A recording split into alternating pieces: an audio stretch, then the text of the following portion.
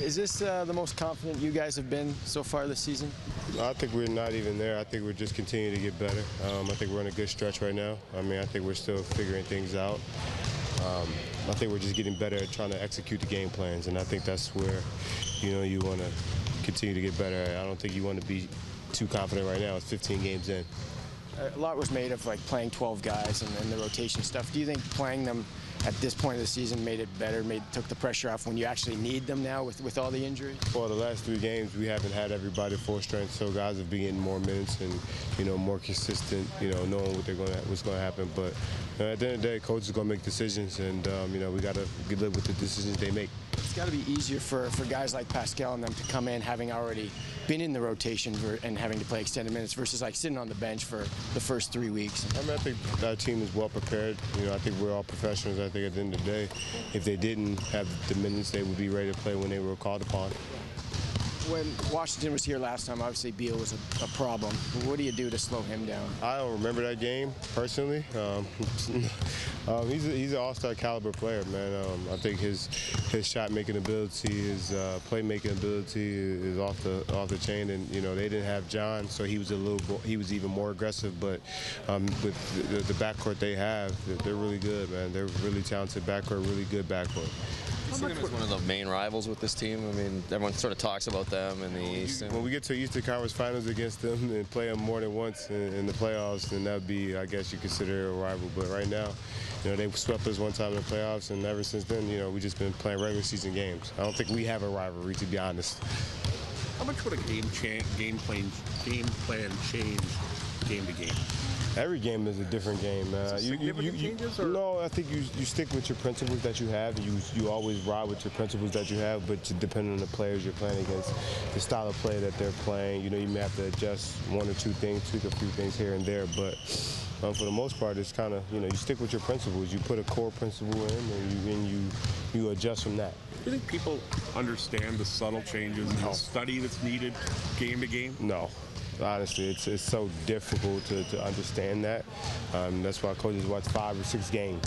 Yeah. So, but can you explain to the fans what your responsibilities might change game to game without specific? Well, if you're playing against a team, that plays up and down, shooting a lot of threes, you got to be more concentrated on stopping the ball in transition. Or you got a team that's more paint oriented, like we played last night with the Knicks. You got to know that to pack the paint. Everything is always different. You're playing against different individuals every night. John Wall, for instance, he's a transition guy, so we got to make sure that we're back loaded and we understand what he's going to do. Jared Jack the night before, he wasn't as a transition as much as John Wall, so it's a different game plan that you have to do.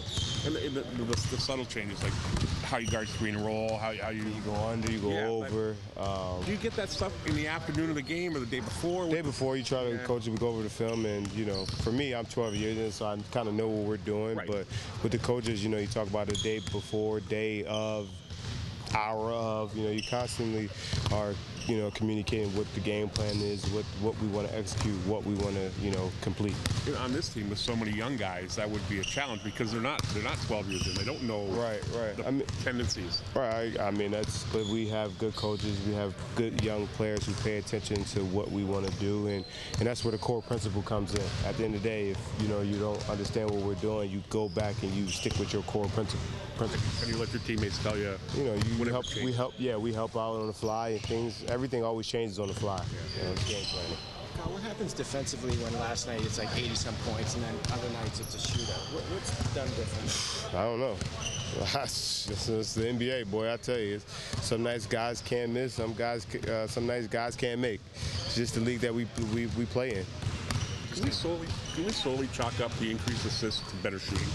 I think more confident shooting and making shots. If you look at our stats last year, I think we just didn't make as many shots. We still averaged enough as we were last year, whatever. But now I think the guys are so confident in shooting the shots and making sure that they know when the shots are going to come and the angles and just putting them up, not worried about just going out there and hooping. And I think that's the one thing this offense has given everybody the confidence to just shoot every open shot they have. But the focus on the number of assists simply comes down to guys getting the ball in the basket.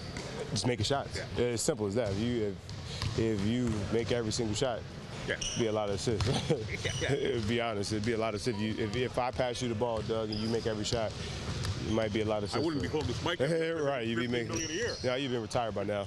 Hanging out, jersey up in the Raptors.